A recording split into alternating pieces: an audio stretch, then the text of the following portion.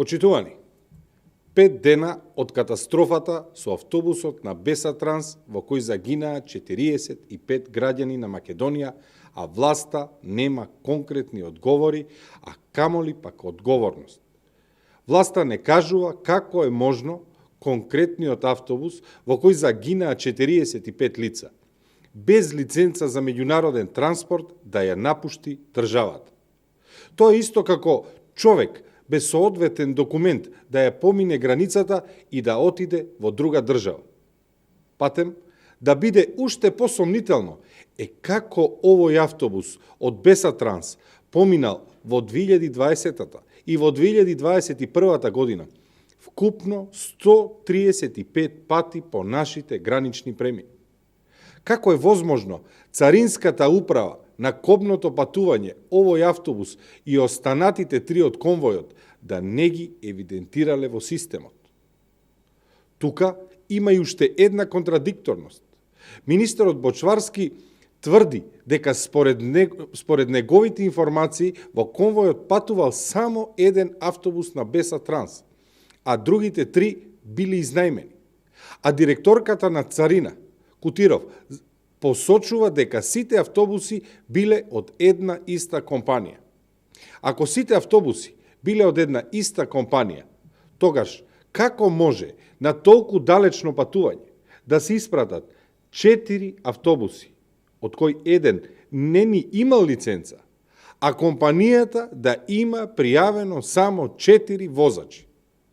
За какво владење на правото можеме да зборуваме кога надлежниот државен инспекторат за транспорт, воден од Руфан Хусеини, поранешен градоначалник на Зајас, не може да влезе во Бесатранс и тоа да го правда дека немало кој да им отвори? Како е возможно министерот за внатрешни работи Оливер Спасовски да забранува прашање за оваа несреќа во која животите ги изгубија 45 лица? И како се да е нормално да држи пресови за буџетот?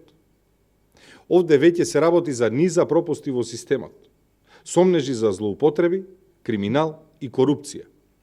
Додека директорката на Царина крева раменици, додека Бочварски се препелка во лаги, додека директорот на инспекторатот Хусеини не може да отвори една врата, додека Спасовски бега од прашања, граѓаните бараат се повеќе одговори и бараат одговорност. Ова е веќе безобразно однесување на власта.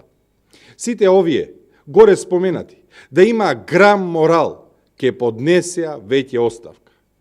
Бесатранс не можела да вози на диво без заштита од врвот на власта. Кој ќарувал од овој криминал? Кој ќарувал од заштитата на системот на мафијата?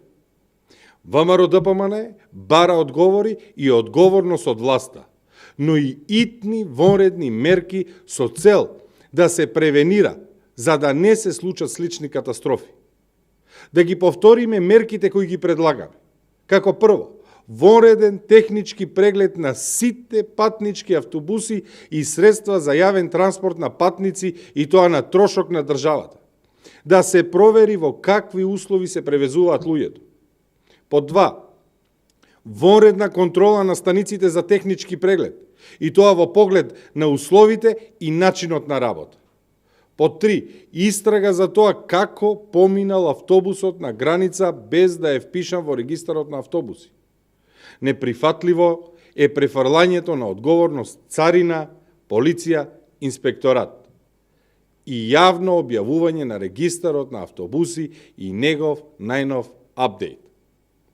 Во иднина, сите автобуси постари од 8 години, наместо 2 задолжителни технички прегледи годишно, да имаат најмалку 3, а автобусите постари од 12 години да имаат 4.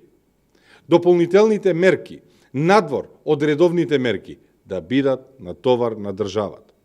Само вака ќе бидеме сигурни дека сме направиле нешто да ги заштитиме животите на патниците во јавниот превоз и безбедноста во сообраќајот. Неодговорноста на власта ја видовме на дело и во оваа трагедија, и во случајот со Тетовската болница, и за жал таа чини човечки животи. Но барем да извлечеме поука и да спречиме нови катастрофи. Ви благодарам.